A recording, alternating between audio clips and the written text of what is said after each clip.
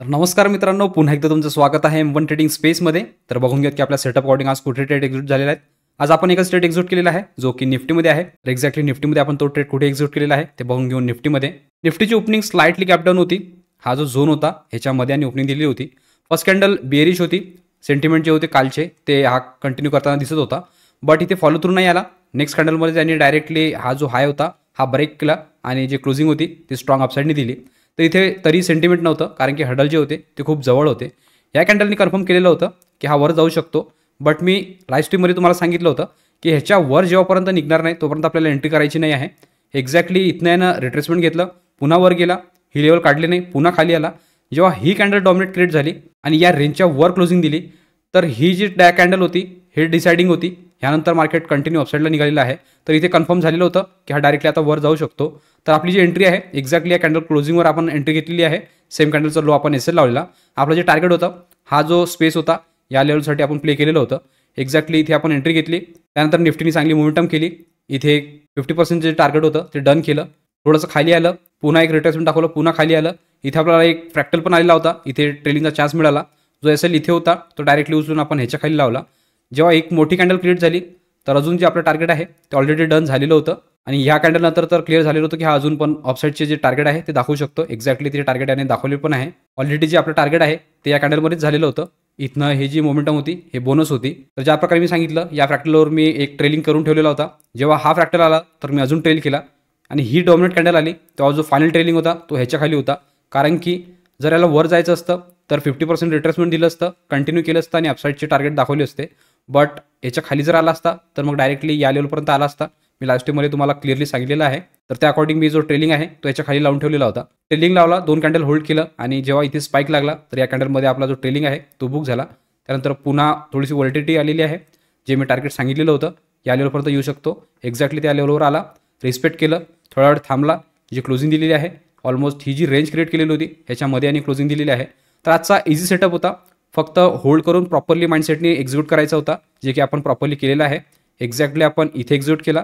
या लेवलपासून तर या लेवलपर्यंत ऑलमोस्ट डे हायपर्यंत आपण त्याला कॅरी केलं आणि डे हायच्या जवळपास त्याला आपण ट्रेलिंग अकॉर्डिंग बुक केलेलं आहे या कॅन्डलमध्ये.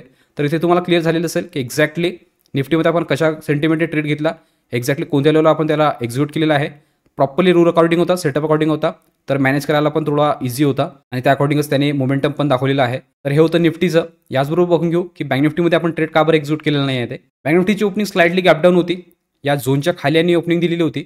फर्स्ट कॅन्डल स्ट्रॉंगली बेरिश होती. मला वाटलं नव्हतं की हा एवढं रिकवर करेल, बट नेक्स्ट कॅन्डल यांनी पण चांगली बुलिश क्रिएट केली. जे सेंटिमेंट होते ते न्यूट्रल करून टाकले. इथे आणि स्ट्रक्चर जे आहे ते बेंड केलेलं आहे. थोडंसं पुन्हा सेलरने ट्राय केलं डाऊन साईडला आणण्यासाठी, बट पुन्हा बायर ॲक्टिवेट झाले आणि अपसाईडला नेलं. ही कॅन्डल आणि निफ्टीची कॅन्डल सेम टायमिंगला होती. जर बघितलं तर या कॅन्डलमध्ये पण ट्रेड व्हायला पाहिजे होता, बट आपण आज निफ्टीमध्ये एक्झिक्यूट केला कारण की आज त्याची विकली एक्सपायरी होती. त्या अकॉर्डिंग आपण त्याला एक्झिक्यूट केलं. ह्याच्यामध्ये पण टार्गेट जे होतं ते ओपन होते. एक्झॅक्टली त्या लेवलपर्यंत त्यांनी इझिली जे टार्गेट आहे ते डन करून दिलं आहे आणि प्रॉपरली रेजिस्टन्सवरूनच तो रिव्हर्स झालेला आहे. तर मी ज्या प्रकारे सांगितलं की सेम कॅन्डल आणि सेम टायमिंगला ट्रेड होती, त्यामुळे आपण आज बँक निफ्टीला इग्नोर केलं. एकच ट्रेड घेतला जो की निफ्टीमध्ये होता. याच्यामध्ये रिव्हर्सल पण ॲक्टिवेट झाला असता. या लेवलवर प्रॉपरली जे स्ट्रक्चर आहे डाऊन साईडला शिफ्ट होताना दिसत होतं. त्या अकॉर्डिंगच आपण ही जी मोमेंटम आहे ते टोटली कॅप्चर करू शकलो असतो, बट जे लाईव्ह स्ट्रीममध्ये होते त्यांनीही कॅप्चर केलेलं आहे. जनरली माझा जो ट्रेड होता तो मी बुक केलेला होता, त्यामुळे मी याला टोटली इग्नोर केलं. तर इथे तुम्हाला दोन्ही पण इंडायसिसचे एक्सप्लेनेशन आणि निफ्टीचा ट्रेड क्लिअर झालेला असेल. याचबरोबर बघून घेऊ एक्झॅक्टली ऑर्डर बुकमध्ये कोणत्या टाइमला ट्रेड एक्झिक्यूट केलेला आहे ते. ऑर्डर बुकमध्ये जर बघाल तर निफ्टीचा ट्रेड जो आपण एक्झिक्यूट केलेला आहे तो केलेला आहे 10 वाजून 35 मिनिटांनी. तिथे मी निफ्टीचा 22,150चा पीस होल्ड केलेला, तो केला 114मध्ये. आणि याचा जो ट्रेलिंग आहे तो बुक झालेला आहे 12 वाजून 38 मिनिटांनी. 22,150चा पी तो झालेला आहे 25मध्ये. तर सेटअप अकॉर्डिंग आज दोन्ही इंडेक्सेसमध्ये ट्रेड होते, बट सेम टायमिंगला होते. त्यामुळे आपण आज प्रोबॅबिलिटी बघून आणि निफ्टीची एक्सपायरी बघून निफ्टीला एक्झिक्यूट केलं. प्रॉपर लेवलवर त्याला एक्झिक्यूट केलं आणि एक्झॅक्ट लेवलवर त्याला बुक पण केलेलं आहे. होप करतो तुम्ही पण सेम सेटअप घेतलेला असेल, प्रॉपर लेवलवर त्याला मॅनेज केलेलं असेल आणि चांगल्या लेवलवर तुम्ही पण त्याला बुक केलेलं असेल. फक्त आज सायकोलॉजी मॅनेज करून त्याला मॅनेज करायचं होतं आणि जे मार्केट दाखवत आहे त्यावर आपल्याला रिॲक्ट करायचं होतं. बाकी मार्केटने जे मुवमेंट करायची ते त्यांनी करून दिलेली आहे आणि हेच आपण लाईव्हमध्ये पण डिस्कस केलं. जे पण अजून लाईव्हमध्ये जॉईन नसतील आणि ज्यांना जॉईन व्हायचं असेल तर ते डिस्क्रिप्शनमध्ये दिलेल्या व्हॉट्सअप लिंकवर जॉईन होऊ शकता. ग्रुप आहे तो जॉईन करू शकता. पूर्ण डिटेल लाईव्हची तिथे तुम्हाला मिळून जाईल आणि डिटेल घेतल्यानंतर तुम्ही लगेचच आमच्यासोबत लाईव्हमध्ये लर्निंग सुरू करू शकता.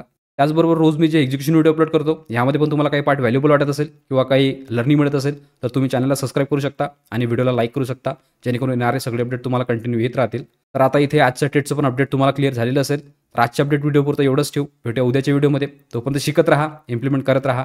गुड लक. बाय.